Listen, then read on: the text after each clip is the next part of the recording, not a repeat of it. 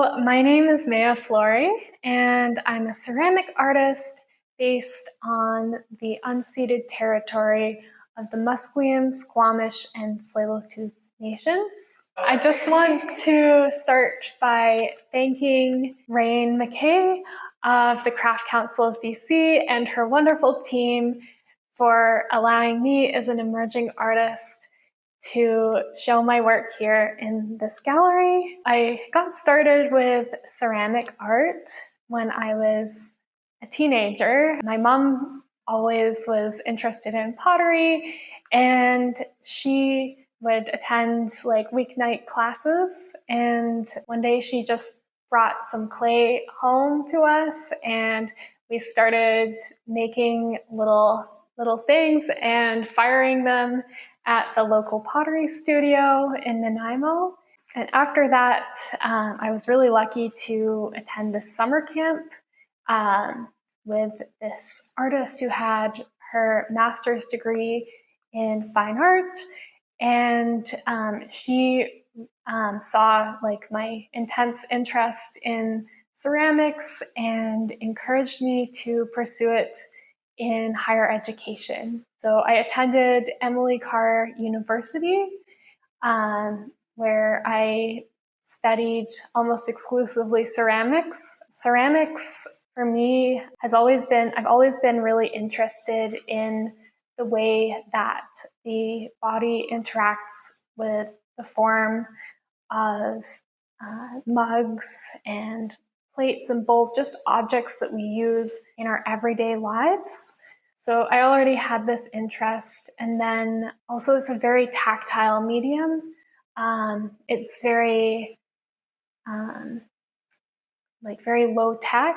I admire the way that it records directly the expressions of the hand and the way that you can see fingerprints in the surface of the work. I always leave my fingerprints somewhere on my work in this age of AI art and art that does not have a maker. I think it's an interesting statement.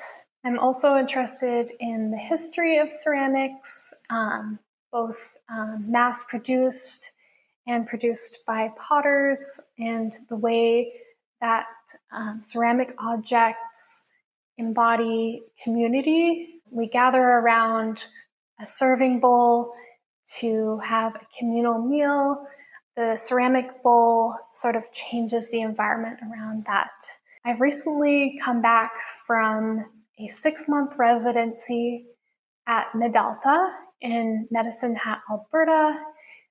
Medalta is a ceramic arts center where artists come from all around the world to study ceramics. Medalta is a pottery factory, and or it was up until the 1950s, where they produced everyday wear for both people at home and also for hotels and for hospitals and other businesses. And it's really interesting being there because much of the clay that we use in Western Canada actually is made by Plainsman Clay, which is also in Medicine Hat. And the clay is mined in just over the border in Saskatchewan to this day. So this body of work is called Playing God to the Lawn.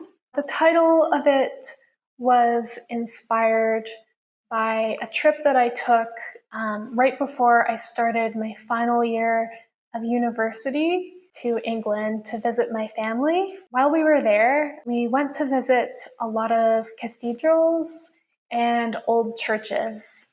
And there's just this feeling that you get when you walk through the door of this like expansiveness, and also the thousands of hands laboring to build these massive structures. I wanted to think about recreating this in my work, the sense of scale and grandiosity, but without the oppressive sense of the patriarchal views that a lot of these buildings have, and create something that is full of life, encourages people to think differently and think about the way in which they perceive the world and question that perception and really examine the lenses through which we perceive the world. So much of my work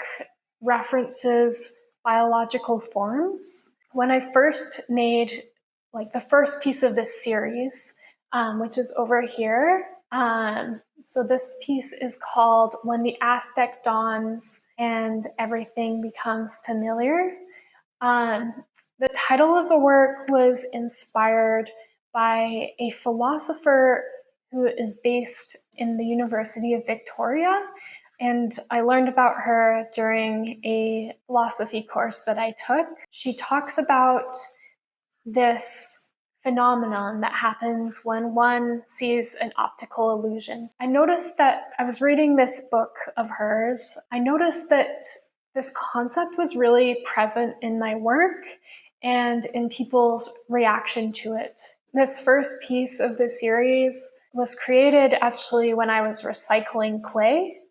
So I had, when you recycle clay, clay is like infinitely recyclable pretty much. So I had this big plaster bat that I made that I was using to dry out my wet clay once it had been reconstituted. I had it on there and I was just sort of late for an assignment and I was just wanting it to dry so I could remake it into a set of cups. And I was playing with it and I noticed, so I was trying to get it to dry faster by increasing the surface area.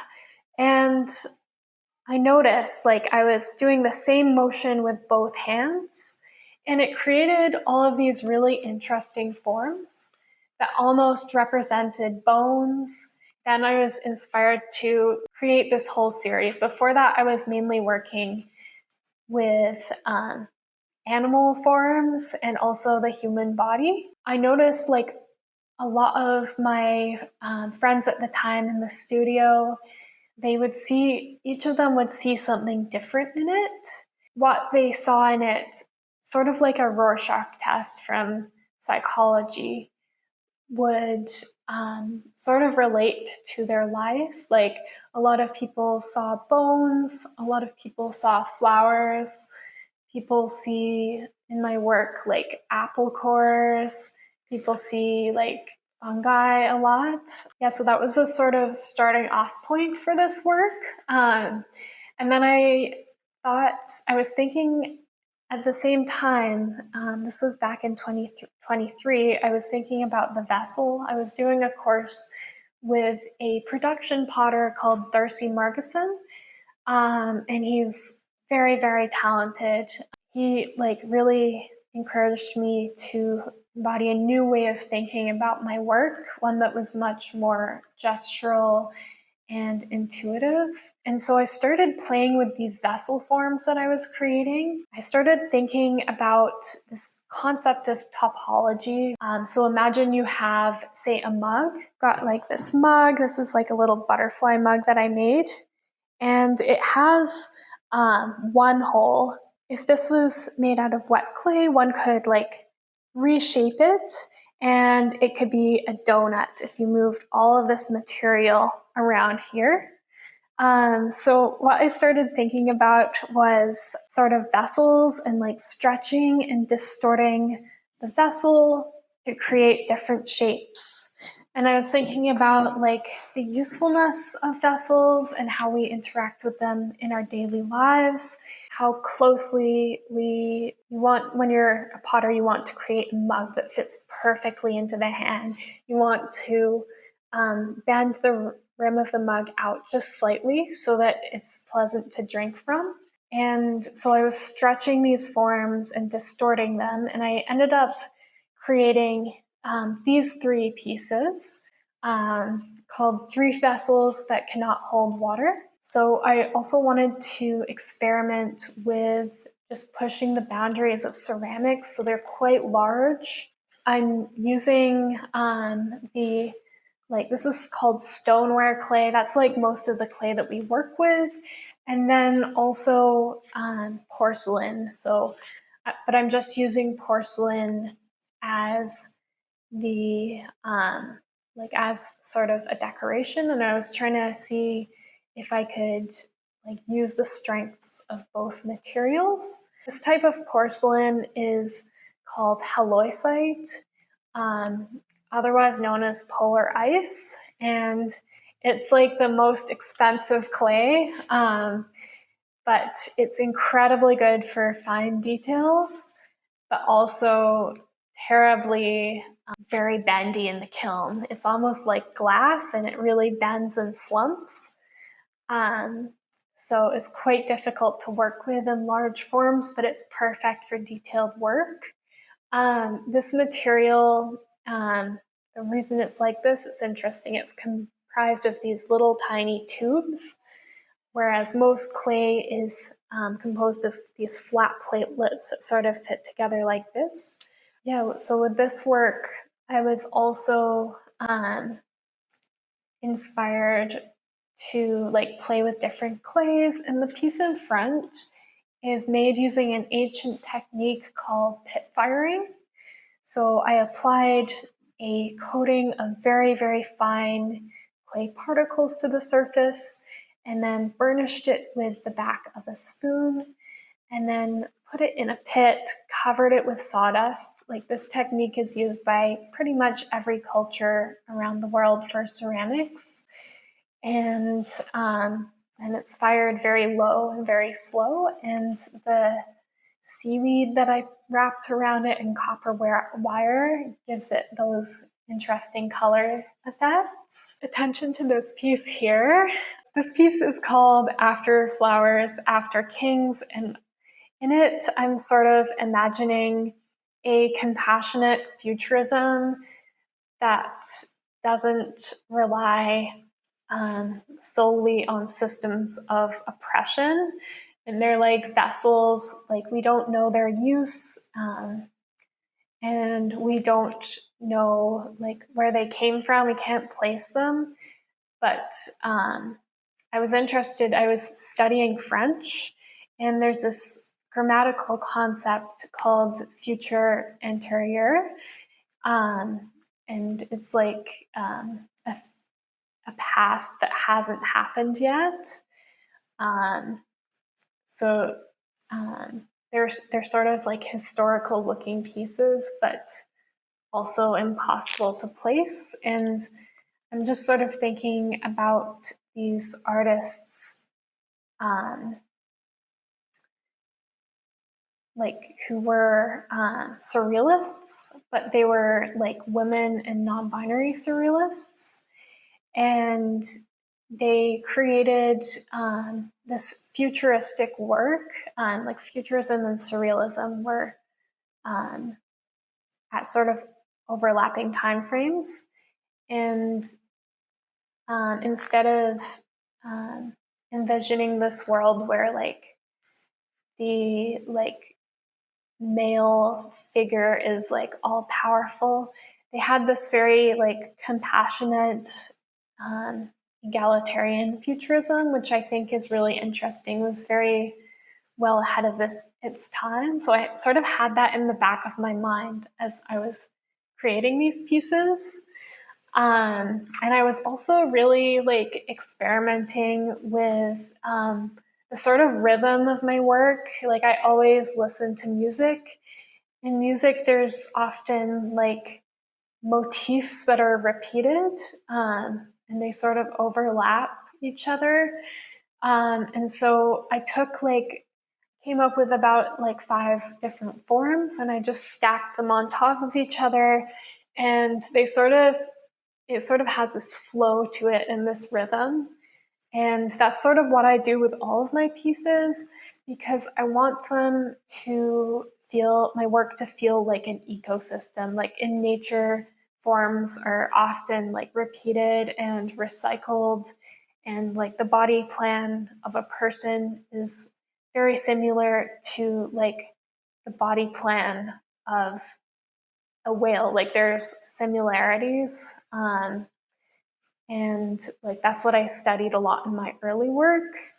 And yeah, it influences me a lot now. So behind me, this piece started my idea for this collection of works. So I really wanted to like use the big kilns at university and create a large piece. And one thing about this piece, which I find quite interesting, is that so I really think a lot about the way that my work exists in space.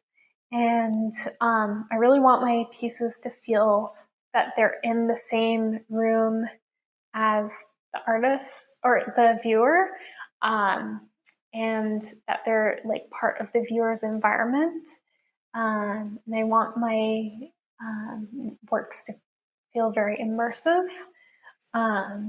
So this piece was, a lot of people like ask what it is.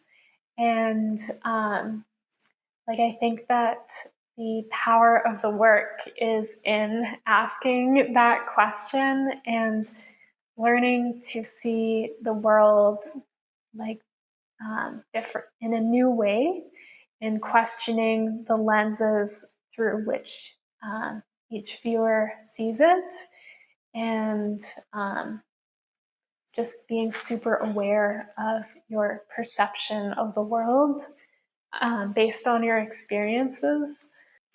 I became like really fascinated with like the concept of mirroring. I find like once you mirror a form, you really like start to experience like what's called pareidolia, which is like the capacity of the human mind to see like faces in everything. And I think that's really interesting. So yeah, it was like really inspired by like bones and vertebra and fungi, animals, plants, and this idea that like I don't want to tell people like what they should think about my work, but I want people to like gain compassion for what they don't understand, and gain compassion for what they perceive as like other, and like think about their interactions with that. Yeah, and also this piece was, yeah, just really playing with scale. It's like probably like, even though it's in smaller sections, it is quite big, and I want people to feel like sort of that sense of awe and scale. On this wall is a piece that I made. It's called Wash. I guess the theme of it is fairly simple. It was just about like being away from the ocean and like missing the ocean, while also just playing with like symmetry and form and movement. I created this piece specifically for a wood firing that I did at Medalta. It was really exciting during my residency, which I should say was supported by the Nikki Mackenzie bursary from Craft Council of BC, and also by the Canada Council for the Arts. So yeah, I had the opportunity to do wood firing, which was an incredible experience. I was up all night, like just loading wood into the kiln from midnight to 9 a.m. And stoking the fire. I was so sore afterwards.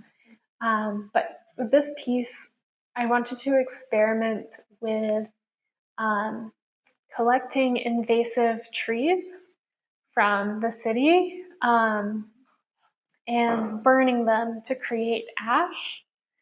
And then I piled that ash on top of the work. So it's created all of these, this really neat, like crusty, thick texture. I also, the last piece that I created at the residency, and perhaps my favorite, is this set of goblets. So the glaze inside here, it's called a nuka glaze. It's like an ancient Japanese glaze.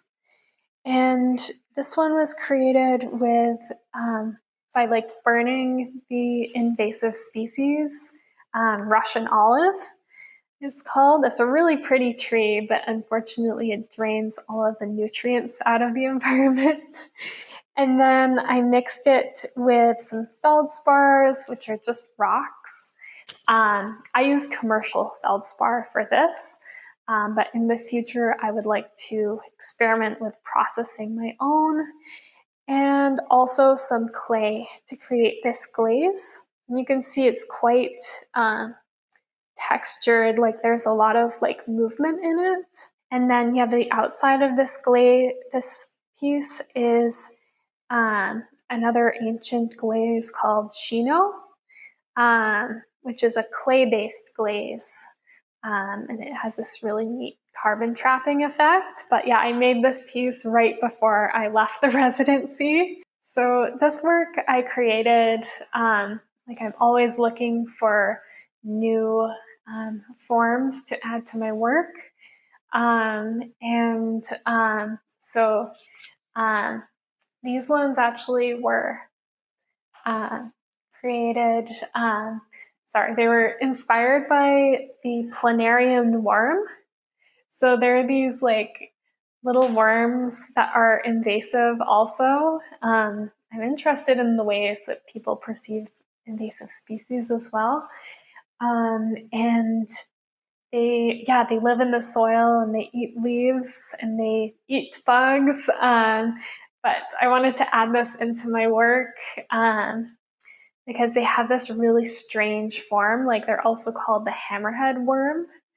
And so I'm always looking for like strange otherworldly creature forms. And then this one was inspired by like this species of nudibranch, which are these little sea slug creatures that float around in the ocean. So when I was at Medalta, one of the main areas of research that I was working on was glaze making, and my objective was to create glazes that I could use in a similar manner to paints. So often with glazes, they're very, very unpredictable. Like this piece here, Playing God to the Lawn, was supposed to be pink and sparkly, but it turned out bright blue because the kiln overfired. So although I was there for 6 months, I feel like I only scratched the surface of glaze research. And so I got really into crystalline glazes. So these guys, if you look up close, like there's tiny, tiny little crystals which are created by the zinc in the glaze. And I'm really interested in how the different colors interact and how there's multiple colors like within one glaze. And using that is really difficult, but it's also very rewarding. So I created these 3 pieces. It's called As Above, So Below. And it's like, inspired by metaphysics and also architecture. And there's like a sense of like mathematics, but also a sense of it being very uneven and organic. These are also using the same crystalline glazes. I want them to feel like as if like they're like really in the room with the viewer. And I'm really interested in the ways that large objects change the way that the sound in a room is.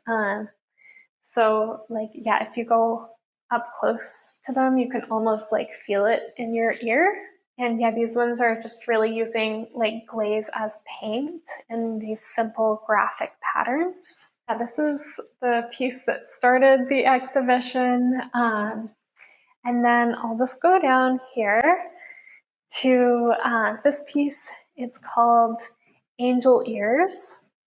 And it's a bit of an ABBA reference. I was sort of thinking about sort of mythology and religion, and how angels, like, were in multiple religions, were considered these like big, fierce, otherworldly, superhuman entities with multiple eyes, multiple ears, and like millions of wings. But I guess the like patriarchy sort of turned them into